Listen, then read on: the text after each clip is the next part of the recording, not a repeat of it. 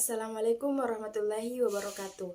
Perkenalkan, nama saya Nurfadilah Makgu, nomor urut absen 20 dari kelas 12 Mia Albiruni, SMA Negeri 13 Pangkep. Pada video kali ini, saya akan membahas salah satu materi kimia di kelas 12, yaitu deret volta. Sebelum itu, perlu kita ketahui terlebih dahulu bahwasanya untuk menentukan suatu reaksi yang berlangsung pada unsur, apakah spontan atau tidak spontan, kita bisa menggunakan suatu deret yang biasa kita sebut dengan deret volta. Deret volta ini merupakan susunan unsur berdasarkan kenaikan potensial elektrode standar atau lambangnya yang biasa disebut dengan E0.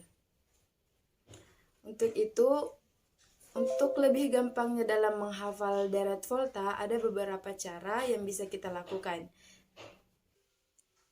Nah, baik, jadi di sini saya telah menuliskan deret volta.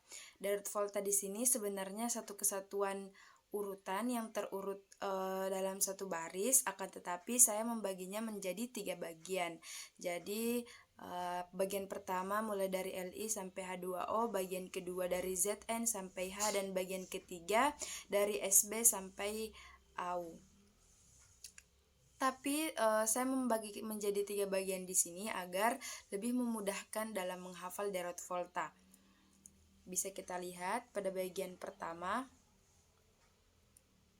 Nah, pada bagian pertama di sini ada litium, ada kalium, ada barium, ada kalsium, ada natrium, ada magnesium, ada aluminium, dan ada mangan, serta H2O atau air. Untuk cara mudahnya dalam menghafal deret volta bagian yang pertama dengan kita menggunakan atau menghafal kalimat lihat ke bawah candi nampak Mang Ali minum air. Nah, dari singkatan yang ada di atasnya itu merupakan singkatan dari kata yang ada di kalimat tersebut.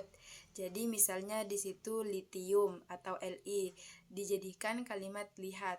Begitu seterusnya sampai ke H2O. Nah, baik, setelah menghafalkan bagian yang pertama, selanjutnya kita berarah ke deret volta bagian yang kedua. Jadi pada bagian yang kedua di sini ada beberapa unsur, yaitu unsur Zn atau zinc, unsur Cr atau kromium, unsur Fe atau besi, unsur Cd atau kadmium, unsur Co atau kobalt, unsur Ni atau nikel, unsur Sn atau sanum, dan unsur Pb atau plumbum, serta H atau hidrogen. Untuk menghafalkan bagian yang kedua dari deret volta di sini, kita bisa menghafalkan kalimat Zidan cari pemain cadangan, coba nikah sama pembantu Hani. Dari kalimat tersebut disingkat menjadi beberapa huruf, yaitu unsur pada bagian kedua dari deret volta tersebut. Jadi Zidan itu Zn, kemudian cari Cr atau kromium, begitu seterusnya.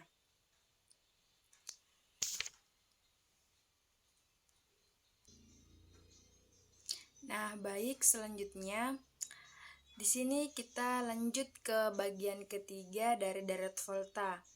Pada bagian ketiga di sini ada beberapa unsur, yaitu ada unsur Sb.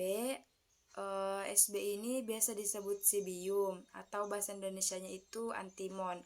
Kemudian Bi atau bismut. Terus ada Cu atau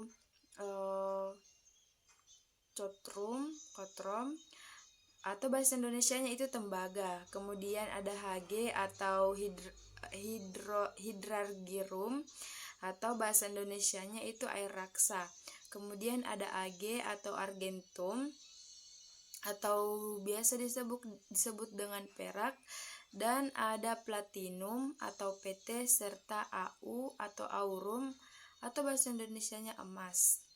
Nah, untuk unsur ini bagian ketiga deret volta bisa disingkat dengan sambal bibi cukup hangus agak pahit Au. Jadi berdasarkan singkatan hurufnya itu bisa sesuai dengan ke kalimatnya. Misalnya SB itu sambal, BI atau bismut itu bibi, CU itu atau cukrum atau cukup. Jadi begitu seterusnya sampai dengan AU atau aurum atau emas.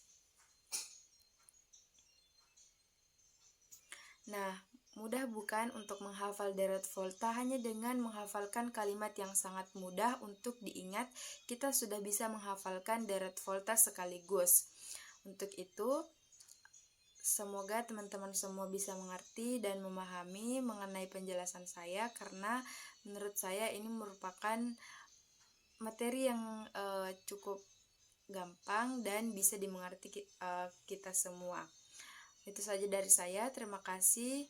Wabillahi taufiq wal hidayah. Wassalamualaikum warahmatullahi wabarakatuh.